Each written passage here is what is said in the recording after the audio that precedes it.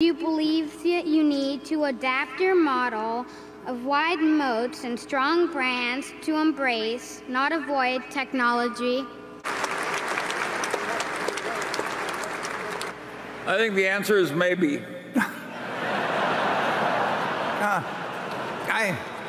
I think the answer is to put her on the board, and it'll bring down the average age enormously. We won't get criticized as much.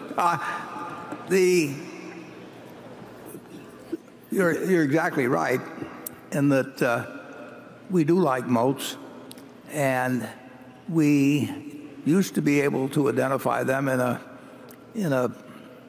newspaper that was the only newspaper in town, or in TV stations where we felt the dominant positions, and we felt the product was underpriced in terms of advertising it. We saw it in brands sometimes, and it is true that in the tech world, if you can build a moat, it can be incredibly valuable. I've not felt the confidence that I was the best one to judge that in many cases. It wasn't hard to figure out who was winning at any given time or what their business was about, but there were a huge number of people that knew more about the game than I did, and we don't want to try and win at a game we don't understand. We may hire people, such as Ted and Todd, that are better at understanding certain areas of investing than I am, or maybe even Charlie is. But the principles haven't changed. You're right that some of the old ones have lost their moat, and you're right that there are going to be companies in the future that have them that will be enormously valuable, and we hope we can identify one every now and then, but we'll still stay within where we think we know what we're doing, and obviously we'll make mistakes even within that area.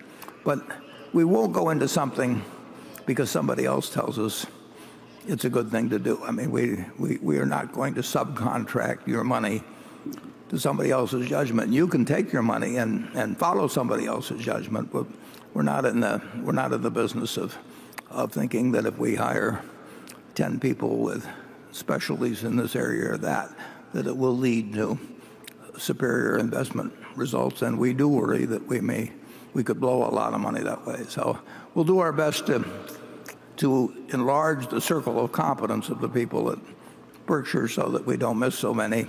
But we'll miss a lot in the future. We missed a lot in the past. The main thing to do is to find things where our batting average is going to be high. And if we miss the biggest ones, that really doesn't bother us as long as the things we do with money work out okay.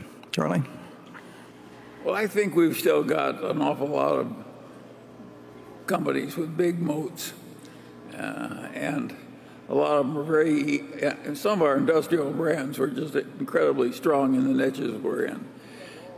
So the Berkshire shareholders don't need to worry about we're just one big morass of unprofitability or anything like that. But we have not covered ourselves with glory in the new fields. Yeah. We won't end up all in buggy whips, though, or anything of it. But it's a very good question, and it's what we focus on all of the time. And we're trying to improve. And we hope we see you back here for your fourth next year.